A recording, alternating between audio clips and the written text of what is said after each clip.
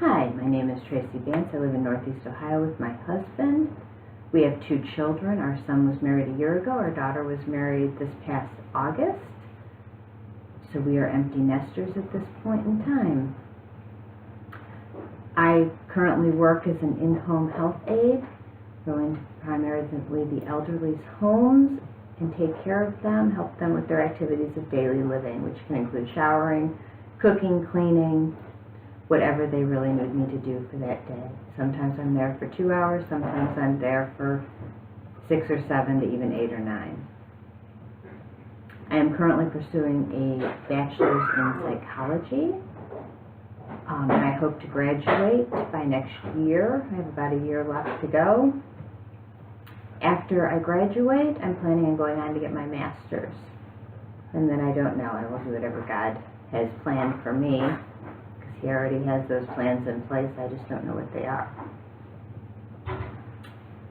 So, from this class, I hope to learn how to calm my anxiety. I hope to learn the tools that I need to give a speech without getting anxious during it, without turning red and getting flushed in the midst. And that's what I hope to learn from this class. The event that most impacted my life was February 27, 2012. When I was on my way to work, I received a phone call that I hope and pray that no parent has to hear. And that phone call was that there was an active shooter in our high school. We had just officially moved back to the area that I grew up in, the high school that I went to. Our kids transferred there that year. Our son was a senior, our daughter was a freshman, and they were both at the school at the time. We didn't know where they were. We didn't know, I wasn't sure what classes they had, and it was the very beginning of the day. When we finally got news, we had learned that 3 students had lost their lives, and 1 student was seriously injured and ended up paralyzed and in a wheelchair. We waited for many hours before we could go to the school and we could get our children. They had to get them to the elementary school so we could come pick them up. And that was a very, very rough time. It was very hard on all of us. We were able to minister while we waited, because I ended up at McDonald's with a bunch of other parents who were waiting for news as well. And I was able to minister there. We were able to cry together, we were able to pray together, and we were able to share news as it came in, as we heard it. What I learned through that experience,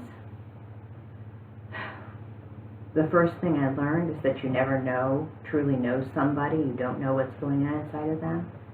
Because you see, I actually knew the shooter, the small town. I grew up, I knew his grandparents quite well.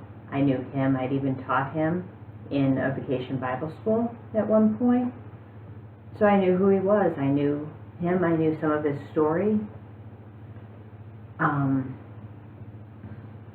So for me that was very hard, because I didn't understand. He came from a good Christian home, or so I thought. He had issues, but doesn't everybody have issues?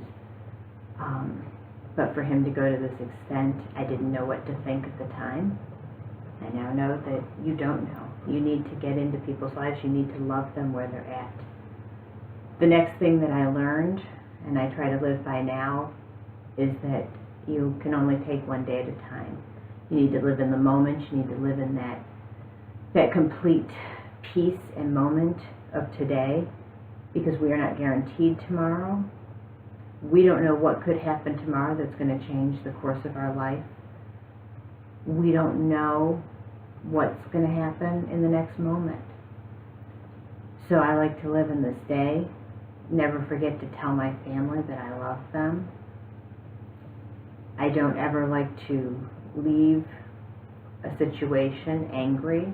It needs to be resolved, because I don't know if I'm going to have a time to make that right. You never know what's going to happen. And I just thank you, and I can't wait as we start this journey together